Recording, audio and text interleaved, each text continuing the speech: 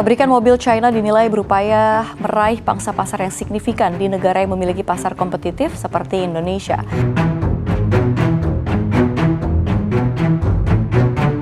Beberapa tahun belakangan ini, industri otomotif kita dibanjiri oleh brand kendaraan baru dari Cina, yang sebagian merupakan kendaraan hybrid ataupun listrik. Dan menariknya, kendaraan yang ditawarkan oleh merek-merek Cina ini bukan sekedar kendaraan yang ya udah apa adanya, yang fiturnya nggak lengkap atau kualitasnya jelek, nggak sama sekali. Tapi malah sebaliknya, mobil-mobil dari Cina ini justru menawarkan fitur, kualitas, dan desain yang lebih menarik bahkan jika dibandingkan dengan pabrikan Jepang, Korea, atau bahkan Eropa. Dan hal tersebut bukanlah isapan jempol belaka. Bukan hanya Indonesia, dunia juga sudah mengakui mobil-mobil Cina ini memang sebegitu menariknya untuk dimiliki. The rest of the world can't compete with China on electric vehicles. No chance.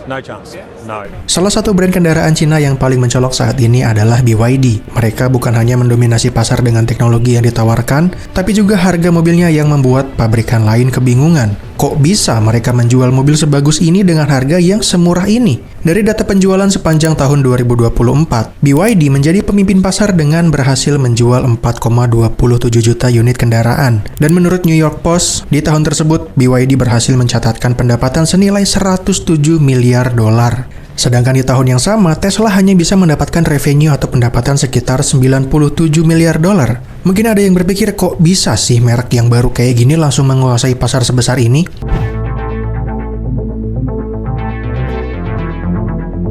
Tapi faktanya BYD bukanlah pemain baru di pasar EV atau kendaraan listrik. Mereka sebenarnya sudah berdiri sejak tahun 1995 sebagai produsen baterai untuk handphone ataupun peralatan listrik. Singkat cerita, perusahaan mereka bisa menguasai pasar baterai tersebut dan semakin berkembang. Hingga akhirnya pada tahun 2003, BYD mulai masuk ke industri otomotif. Kemudian tahun 2008, mereka juga sempat disuntik dana investasi dari Warren Buffett, salah satu top tiernya investasi dunia yang tentunya membuat BYD ini semakin pesat berkembang. Di bulan Mei 2025 kemarin, BYD berhasil mencatatkan penjualan sebanyak 1,76 juta unit kendaraan dari target mereka yaitu 5,5 juta unit. Hal tersebut bisa tercapai karena BYD melakukan diskon besar-besaran hingga 34%. Bayangkan, mobil yang sedari kemunculannya itu sudah murah, didiskon lagi sama mereka. Contohnya BYD Seagull yang di tahun 2023 pada saat awal peluncurannya, mobil ini dijual seharga 78.800 yuan atau sekitar 170 juta di market Cina dan kemudian didiskon menjadi 125 juta di tahun ini, 2025. BYD Seal juga sama, sekarang harganya di Cina sana hanya sekitar 225 juta. Kalau di Indonesia ini sudah setara LCGC. Bayangkan, gimana nggak pusing jadi kompetitor BYD? Diskon besar-besaran ini bukan hanya untuk menghabiskan stok dan mencapai angka penjualan, tapi BYD juga ingin benar-benar menguasai seluruh pasar EV. Mereka berani menurunkan harganya sejauh itu karena mereka tahu mereka punya power. Di saat brand lain masih mengandalkan supplier untuk memasok beberapa part, BYD sudah bisa memproduksinya sendiri, mulai dari baterai, motor listrik, chip, hingga sasis. Karena tidak tergantung dengan pihak ketiga, BYD akhirnya bisa menekan harga logistik hingga ke titik yang terendah. Ditambah dengan pemerintah Cina juga memberikan dukungan yang sangat baik ke perusahaan EV, mulai dari infrastruktur hingga insentif pajak. Skala produksinya juga sangat besar sehingga BYD bisa menurunkan harga yang lebih jauh lagi karena efek economies of scale atau penurunan harga biaya produksi per unit ketika suatu perusahaan meningkatkan volume produksinya.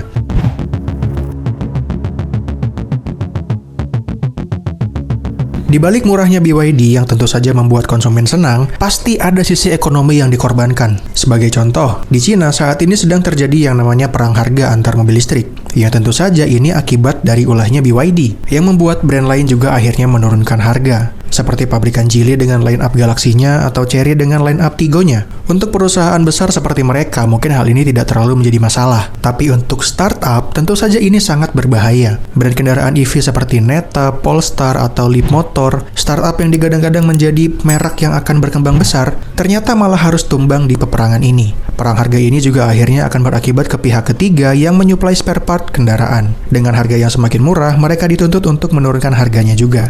Yang artinya, bukan tidak mungkin mereka juga harus menurunkan kualitas materialnya. Dan jika mereka tidak bisa memenuhi kebutuhan pabrikan besar seperti BYD ini, bukan tidak mungkin BYD akan memproduksinya sendiri. Dan membuat peperangan ini akan semakin melebar, bukan hanya antar brand kendaraan, tapi juga ke supplier spare part.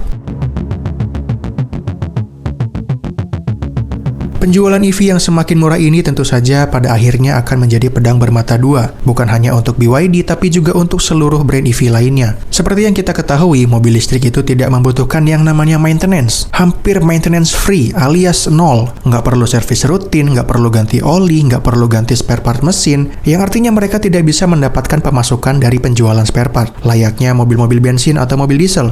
Mungkin ada pergantian part kalau mobilnya kesenggol, ketabrak, tapi ya berapa banyak sih kasusnya? Belum lagi kalau itu ternyata ditanggung asuransi. Nah, artinya pemasukan mereka ini benar-benar mengandalkan dari penjualan pertama saat pembeli membeli mobil. Yang artinya, kalau dealer tersebut tidak bisa memenuhi angka penjualan, maka mereka sangat berisiko sekali untuk bangkrut. Mungkin kalian udah tahu ya kasus Qianseng Holding yang menutup 20 dealer BYD di Cina karena masalah finansial.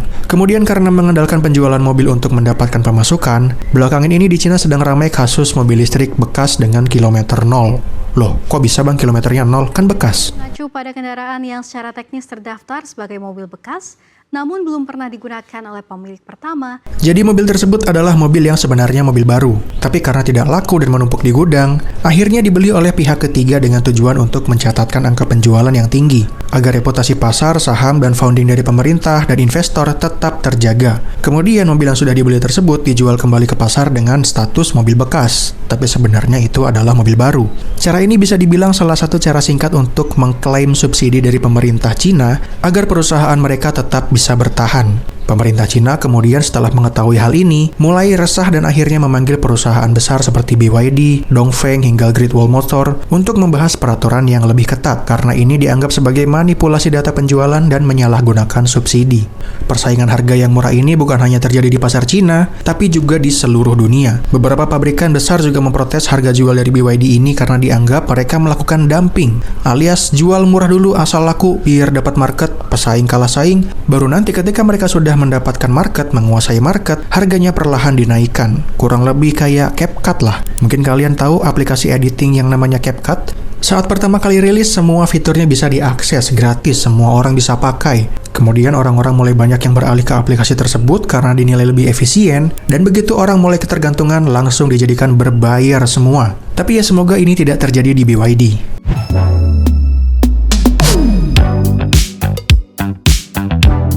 BYD setelah menyadari market Cina ini terlalu jenuh, tentu saja mereka akan melihat peluang yang ada di luar. Ketika persaingan di negeri Cinanya semakin berat, mereka akan mengalihkan fokusnya di negara luar. Salah satunya adalah Indonesia, karena di sini tingkat konversi kendaraan listriknya masih sangat rendah, sehingga ini akan jadi lahan yang sangat hijau untuk mereka bisa berkembang.